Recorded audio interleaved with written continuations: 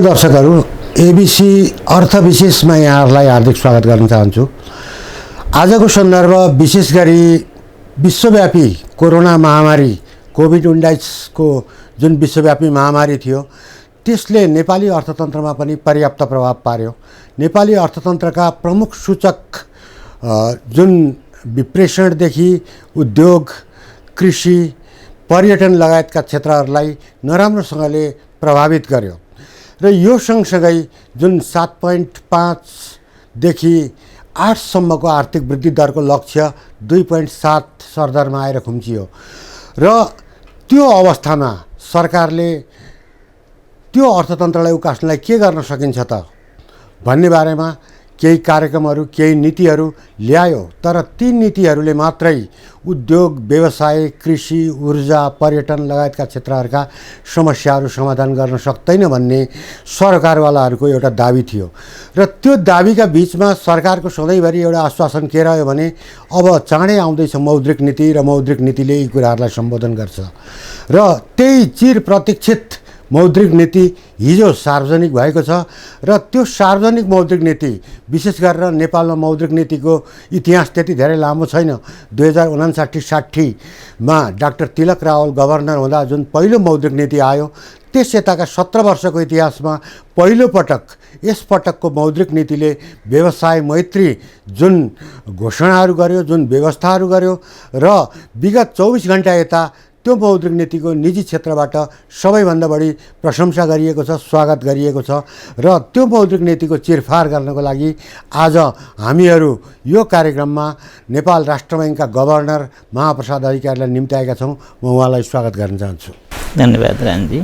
Governor साहब, सबैभन्दा पहिला मेरो पहिलो प्रश्न के भन्दा हिजो जुन 24 घण्टा अगाडि यहाँले सार्वजनिक गर्नुभयो आर्थिक वर्ष 2077-78 को मौद्रिक नीति, त्यो गभर्नरको हैसियतमा सार्वजनिक मौद्रिक नीतिमा एउटा ब्याङ्कर, ब्याङ्किङ क्षेत्रको एउटा सुप्रसिद्ध विज्ञ र अर्थशास्त्री महाप्रसाद अधिकारीको कमेन्ट के छ?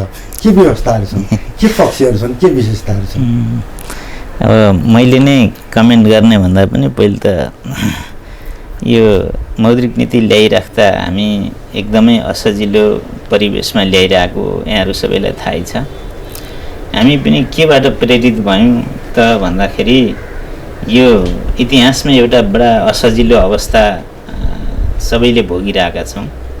त्यसमा पनि उद्यमीहरूले, ब्याङ्किङ क्षेत्रले, राज्यले सबैले असहजता महसुस गरिरहेको बेलामा हामीले दिन सक्ने कुरा, मौद्रिक नीति मार्फत ल्याउन सकिने कुरा के हुन सक्छन् त भनेर खोज्दै सबै स्टेक होल्डरहरूसँग चाहिँ सरसल्लाह गरेर सबैको राय सुझाव लिएर र आफ्नो पनि बुद्धि विवेकले भ्याएसम्मका कुराहरूलाई हामीले यहाँ समेट्न प्रयास गऱ्यौँ, जसले गर्दा हाम्रो अहिलेको खास चाहिँ जोड के थियो त भन्दा धेरै मानिसहरूको, धेरै उद्यमीहरूको मनोबल गिरेको अवस्था थियो।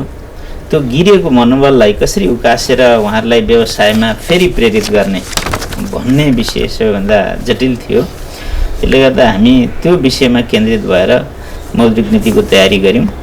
यो तयारी गर्ने सिलसिलामा अन्य स्टेक होल्डरका अलावा राष्ट्र ब्याङ्कभित्रको तल्लोभन्दा तल्लो तहसम्मको साथीभाइहरूको एकदम महत्त्वपूर्ण कन्ट्रिब्युसन रहेको छ। त्यसै गरी ब्याङ्किङ सेक्टरका पनि सबै साथीभाइहरूको एकदम राम्रो कन्ट्रिब्युसन रहेको छ। हामीलाई आषाढ मसान्तसम्मको रिकभरी पनि साउन 1 गते सम्पूर्ण डेटाहरू उपलब्ध गराइदिनु भएको छ। हाम्रो साथीभाइहरू पनि त्यसरी नै खट्नु भएको छ। यी सबै कुराले हामीलाई अझै मोनिटरी पोलिसीलाई रिफाइन गर्न पनि समय मिल्यो। त्यसै गरी बजेटले एक खालको रोडम्याप क्लियर गरिदिएको थियो, त्यसमा बसेर हामीलाई चाहिँ थप तयारी गर्न पनि प्रशस्त समय पनि मिल्यो।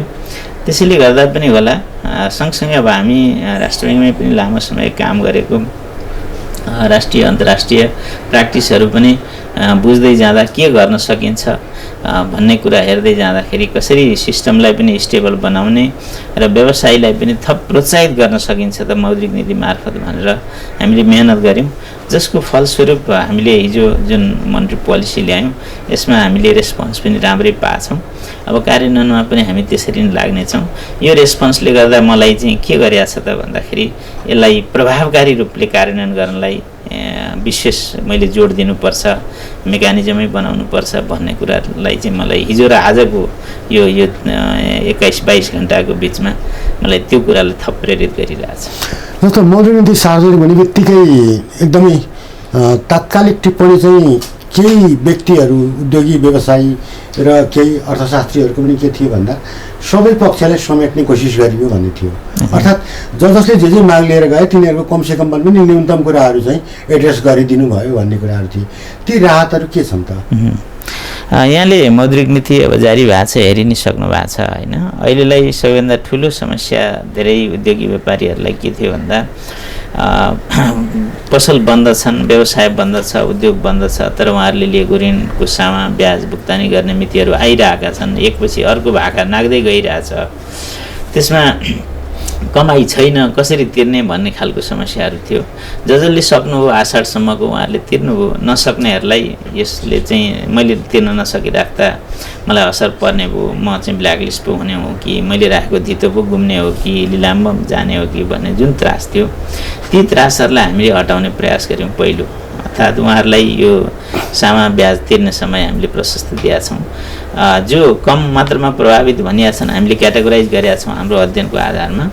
जो कम प्रभावित छन् उहाँहरूलाई 6 महिनाको म्याद दिएछ, जो मध्यम रूपमा प्रभावित छन् उहाँहरूलाई 9 महिनाको समय दिएछ, जो अति प्रभावित छन् उहाँहरूलाई 1 वर्षभित्र चाहिँ भुक्तानी दिँदा हुने गरी हामीले समय दिएका छौँ।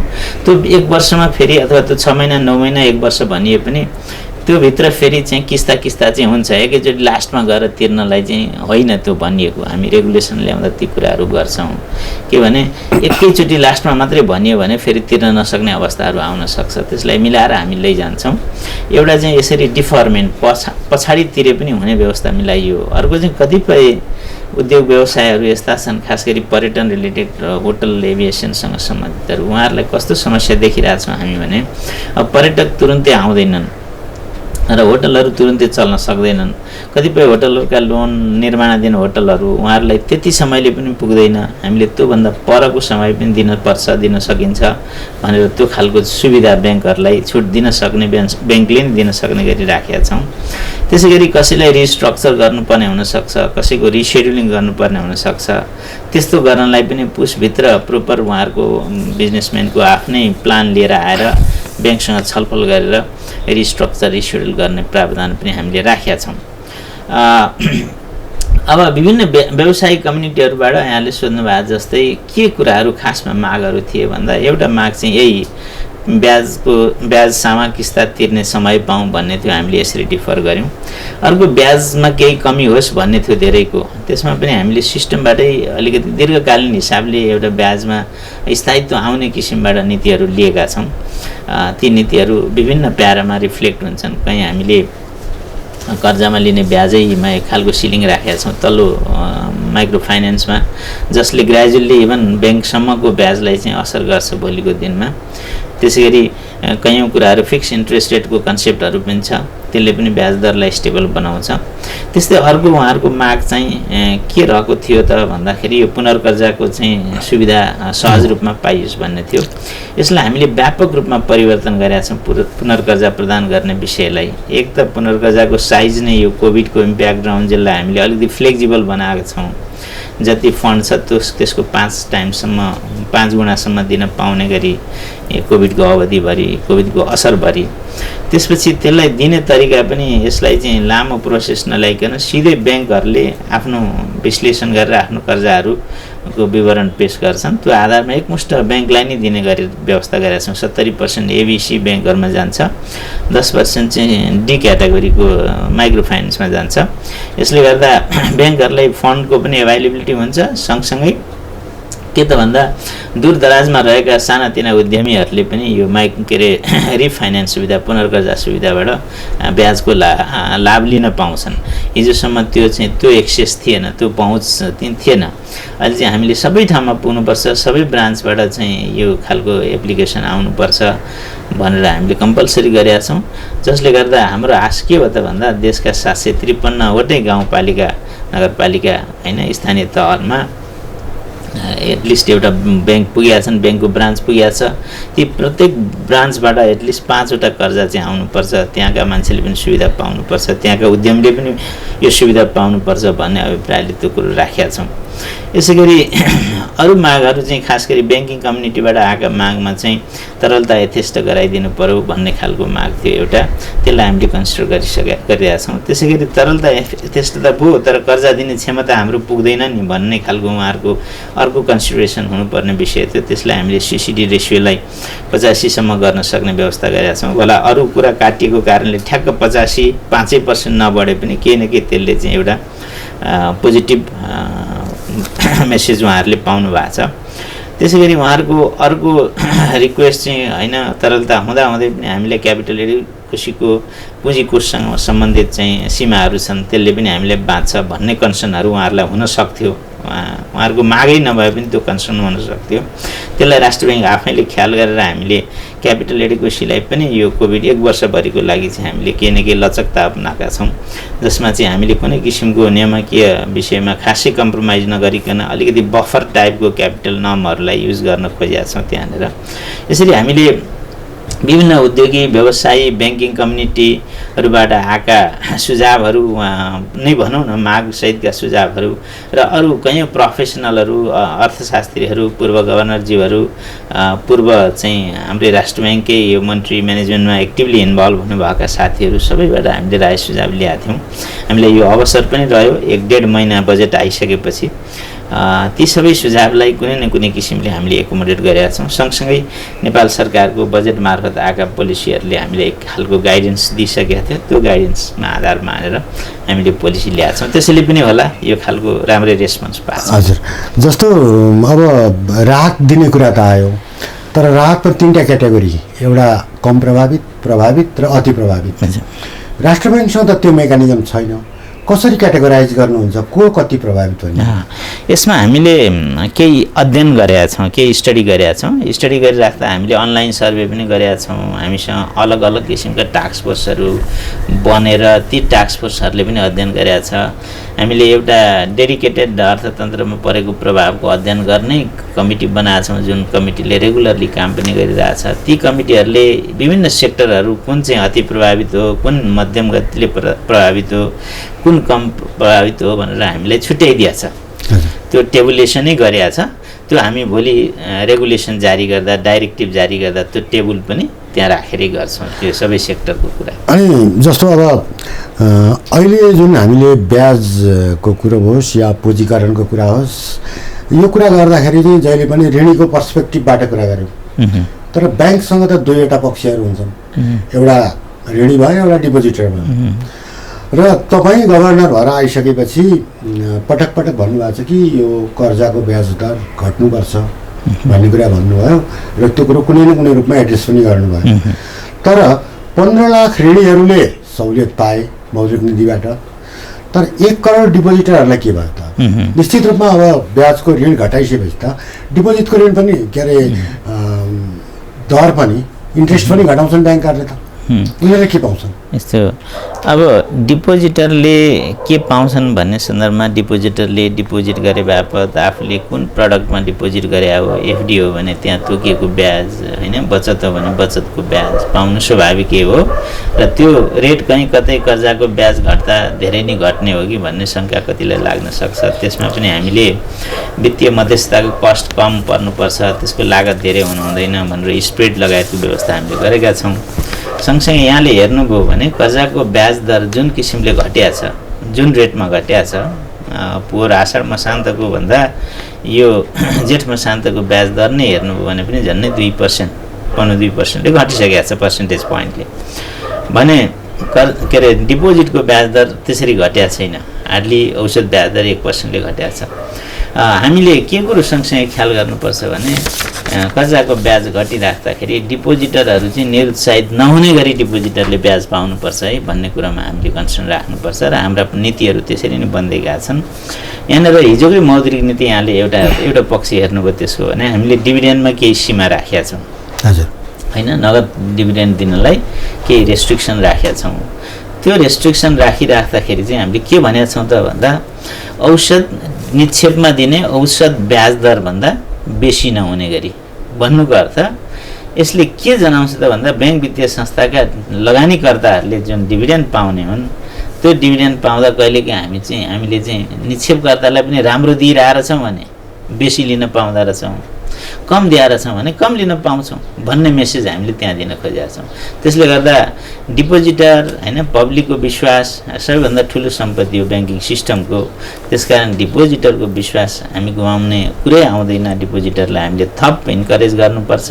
त्यो इन्करेजमेन्ट भनेको चाहिँ सिम्पली ब्याजले मात्रै होइन, सँगसँगै फाइनेन्सियल स्टेबिलिटी, फाइनेन्सियल सिस्टम चाहिँ दिगो छ, स्थिर छ, यसमा समस्याहीन बनाउनुपर्छ हामीले भन्ने मान्यताका साथ हामी अगाडि बढ्नुपर्ने हुन्छ। यो सन्दर्भमा डिपोजिटरले पनि नेगेटिभ इन्ट्रेस्ट रेट पाउनु नपरोस् भन्ने मान्यताका साथ हाम्रो नीतिहरू रहन्छ।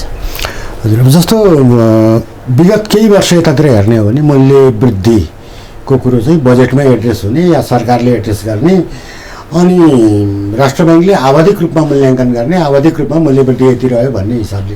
तर राष्ट्र ब्याङ्कका एकदम प्रमुखतम उद्देश्यहरूमध्ये मूल्य वृद्धिलाई चाहिँ एउटा रिजनेबल कन्डिसनमा राख्ने, रिजनेबल पोइन्टमै सीमित गर्ने, अनि त्यसपछि गएर चाहिँ वित्तीय स्थिरता कायम गर्ने कुरो पनि हो। र अहिले ब्याङ्कहरूले जुन ढङ्गले ब्याजहरूमा एउटा राहतका कुराहरू लिएर गए, पुँजीकरणका कुराहरू गए, यसले वित्तीय स्थिरतालाई चाहिँ कतिको सघाउँछ?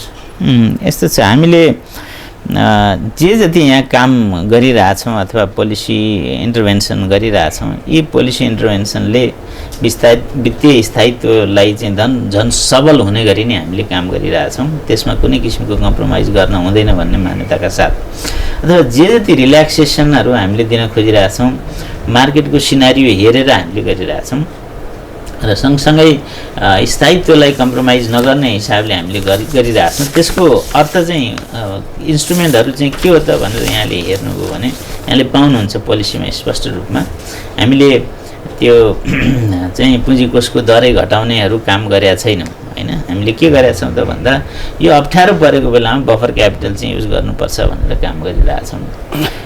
सँगसँगै ब्याङ्कहरूलाई चाहिँ हामीले रिस्कमा हाम फाल्ने गरी पनि काम गर्न खोजिरहेको छैनौँ। महत्त्वपूर्ण विषय त के हो त भने यो अर्थतन्त्र पहिले चलायमान हुनु पर्यो, अर्थतन्त्र चाहिँ बच्नु पर्यो हैन। आर्थिक स्थिति अघि बढ्यो भने मात्रै अरू रुल्स रेगुलेसनका काम हुन्छन्। त्यसकारण हामीले हाम्रा रुल्स रेगुलेसन, हाम्रो सुपरभाइजरी मेकानिजम, हाम्रो नियामक व्यवस्था त्यसलाई यथास्थितिमा थप सबल बनाउँदै यी सुविधाहरू दिएको हो। सुविधा दिँदैमा चाहिँ स्थिरता कम्प्रोमाइज हुन्छ भन्ने होइन। यसमा हामी अलिकति सतर्क रहनुपर्छ। कहीँ कतै भोलिको दिनमा हैन बढी एक्सपान्सनरी भइसकेपछि प्राइसमा अर्थात् मुद्रास्फीतिमा प्रेसर पर्छ कि भन्ने कुरोमा हामी सजग रहनुपर्छ। त्यसलाई क्लोजली हामीले वाच गर्नुपर्छ। त्यसै गरी मार्केटमा लिक्विडिटी बेसी हुँदाखेरि कहीँ कतै अनवान्टेड अनप्रोडक्टिभ ठाउँमा पो क्रेडिट जान्छ कि त्यो कुरामा हामी सतर्क हुनुपर्छ। हाम्रा चाहिँ सुपरभाइजरी मेकानिजमहरू हामी इफेक्टिभली त्यसमा लगाउनुपर्छ। तर के त भने मार्केट नै चलेन, इकोनोमी चलेन भने हाम्रा रुलले मात्रै त केही दिँदैन। त्यसले गर्दा पहिले इकोनोमी अगाडि बढोस् हैन, अर्थतन्त्र चलायमान होस्, अनि हाम्रा यो स्थिरता, चाहे चाहिँ वित्तीय क्षेत्रको स्थिरता भनौँ, चाहे प्राइसको स्थिरता भनौँ, चाहे एक्सटर्नल सेक्टरको स्थिरता भनौँ, चाहे समग्र अर्थतन्त्रको स्थिरता भनौँ, त्यसपछि हामी गेन गर्न सक्छौँ। अर्थतन्त्र नरहेको अवस्थामा, अर्थतन्त्र कमजोर भएको अवस्थामा हामीले स्थिरता मात्रै खोजेर हुँदैन। अर्थतन्त्रलाई सँगसँगै अगाडि बढाएर हामीले स्थिरता गेन गर्दै जानुपर्छ। ब्याङ्किङ सेक्टरले मौद्रिक नीतिलाई लिएर अहिले चाहिँ त्रसित भइहाल्नुपर्ने अवस्था चाहिँ छैन। यो त मौद्रिक नीति हामीले यसरी गर्न खोजेका छौँ कि सबैलाई एकदम ब्यालेन्स, अनि यो चाहिँ एउटा कन्फिडेन्स बिल्डिङ महत्त्वपूर्ण इन्स्ट्रुमेन्टको रूपमा हामीले यसलाई ल्याएका छौँ। निजी क्षेत्र हाम्रो समग्र विकासको एउटा मेन चाहिँ माध्यम हो होइन ठुलो आश निजी क्षेत्र भएको छ। त्यस कारण निजी क्षेत्रको पनि आत्मविश्वास बढोस्, आत्मबल बढोस् भन्ने हिसाबले ल्याइएको छ। त्यसै गरी ब्याङ्किङ सिस्टम पनि मोर स्टेबल होस्, त्यहाँ पनि कुनै किसिमको चाहिँ कम्प्रोमाइज नहोस् भन्ने किसिमले हामीले पोलिसीहरू ल्याइरहेछौँ। सँगसँगै ब्याङ्किङ सिस्टमले निजी क्षेत्रलाई प्रशस्त मात्रामा सघाउन सकोस्, सर्भ गर्न सकोस् भन्ने किसिमले ल्याइरहेछौँ। र ब्याङ्किङ क्षेत्रलाई के असर पर्ला कि भनेर ब्याकिङमा सेन्ट्रल ब्याङ्कले आफूले गर्नुपर्ने, आफूले दिनुपर्ने लिक्विडिटी आदि इत्यादिलाई ऐन मौकामा जुन बेला चाहिन्छ त्यति बेला दिन सक्ने गरी हामीले प्रोभिजनहरू गरेका छौँ। त्यो प्रोभिजन गर्दैमा आजै दिनुपर्छ भन्ने होइन, निड बेस्ड हो। फर इक्जाम्पल तरलता एम्पल हामीले राख्न खोजेका छौँ। अहिले तरलता छ, यो फर्स्ट क्वार्टरमा ती इन्स्ट्रुमेन्टहरू नचाहिएला, दोस्रो क्वार्टरमा चाहिन्छ, हामी त्यति बेला प्रयोग गर्छौँ होइन। हाम्रो मोडालिटी त्यो हो। त्यसले गर्दा ब्याङ्किङ सेक्टरलाई कुनै किसिमको जोखिममा छिराएर हामीले चाहिँ भनौँ न उद्योग अथवा अर्थतन्त्रको अरू पाटोलाई मात्रै हेऱ्यौँ कि भन्ने विषय यहाँनिर छैन। यहाँ हामीले अर्थतन्त्रको समग्र प्लेयरहरू, समग्र सिस्टमलाई नै मौद्रिक नीति मार्फत गर्न सक्ने कुराहरू गर्न खोजेका छौँ। अब सरकारले चाहिँ अहिले जुन बजेट र नीति कार्यक्रम दुईवटैको एउटा प्रमुख विशेषता चाहिँ के थियो भन्दा देशव्यापी रूपमा कोभिड-19 को महामारीपछि जुन विदेशबाट 10औं लाख नेपालीहरू फर्किन्छन् उनीहरूलाई रोजगारीमा लगाउने र त्यसो गर्दाखेरि चाहिँ झन्डै नै 7 लाख रोजगारीको परिकल्पना गर्यो र विभिन्न सेक्टरमा। र तपाईँहरूले पनि एउटा पुनर्कर्जा कार्यविधि तयार गर्नुभयो र 753 स्थानीय तहमा चाहिँ रोजगारी र उद्यमशीलताका लागि चाहिँ विकास गर्ने किसिमका चाहिँ कार्यक्रम लैजानलाई चाहिँ सघाउने कुरा गर्नुभयो। यसलाई कसरी सहयोग गर्छ मौद्रिक नीतिले? यसो यो मौद्रिक नीति मार्फतै हामीले पुनर्कर्जा सम्बन्धी कार्यविधिलाई पनि संशोधन यही मौकामा गरेर त्यसमा पनि पब्लिकको पनि प्रशस्त कन्सल्टेसन पनि हामीले गऱ्यौँ। पब्लिक डकुमेन्टकै रूपमा, कन्सल्टेटिभ डकुमेन्टकै रूपमा लग्यौँ, फिडब्याकहरू पनि आए, त्यो आधारमा फाइनलाइज गऱ्यौँ। रिफाइनेन्स चाहिँ के हो त भन्दा एक खालको कस्टमरको ऐनमा होइन, सर्वसाधारण ऋणीको ऐनमा ब्याजको सहुलियत पाउने, ब्याङ्किङ सिस्टमको पार्टबाट हेर्दा उहाँहरूलाई लिक्विडिटी थप हुने त्यो इन्स्ट्रुमेन्ट हो। यसको अहिलेको विशेषता अघि पनि मैले भने, यो चाहिँ अलिकति पहुँच बेसी पुर्याउने गरी साइज प्रशस्त बढाएर अनि सहज किसिमले उपलब्ध गराउने गरी बिचका यी लामा प्रोसेसहरूलाई हटाएर यसलाई ल्याएका छौँ। हामीलाई आश छ यो वर्ष हामीले प्रशस्त मात्रामा यसमा चाहिँ यो अघि बढ्नेछ र अर्को वर्ष बेसीभन्दा बेसी चाहिँ कर्जा यसबाट जानेछ। यो वर्ष पनि प्रशस्त जान्छ। अब यसले रोजगारी कसरी सिर्जना गर्ला भन्ने सन्दर्भमा चाहिँ यसले दिएको कर्जालाई रिफाइनेन्स गर्ने हो, एक्जिस्टिङ कर्जालाई, यो रिफाइनेन्सको टर्म चाहिँ।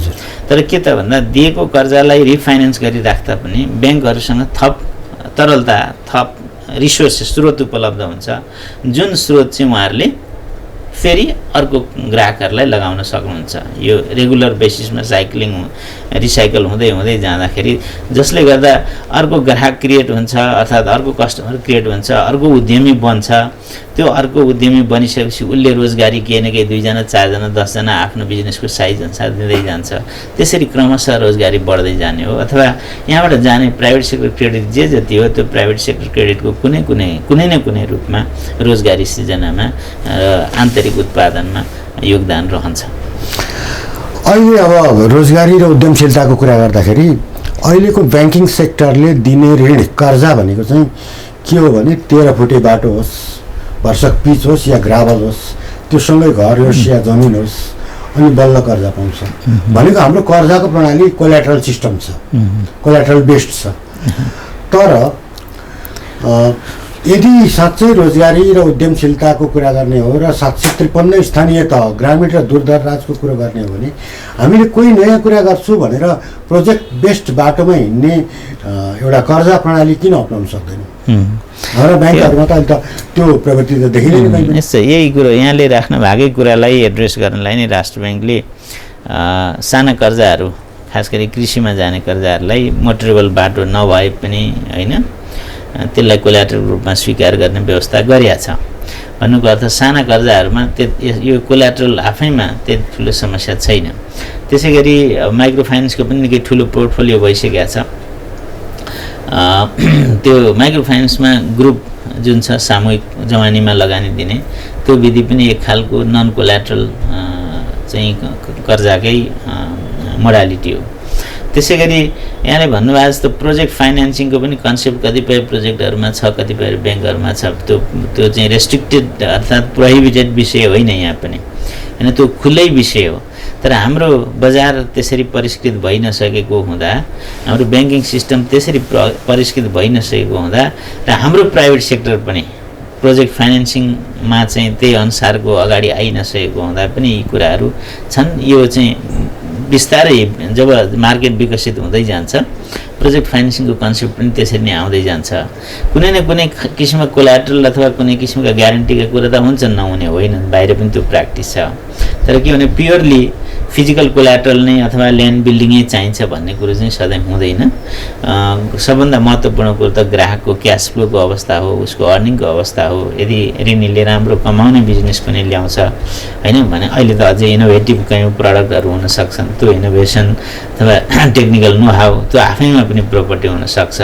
त्यसले गर्दा त्यो प्रोजेक्ट फाइनेन्सको कन्सेप्ट नै विश्वभरि चलेको कन्सेप्ट हो प्रोजेक्टहरूको हकमा। त्यसमा पनि कतिपय ठुला साइजका चाहिँ प्रोजेक्टहरूमा त कोलाट्रल पुर्याउन पनि सकिँदैन। अल्टिमेटली जब हाम्रो मार्केट चाहिँ विकसित हुँदै जान्छ, प्रोजेक्ट फाइनेन्सिङमा अटोमेटिकली उम्रिनै पर्छ।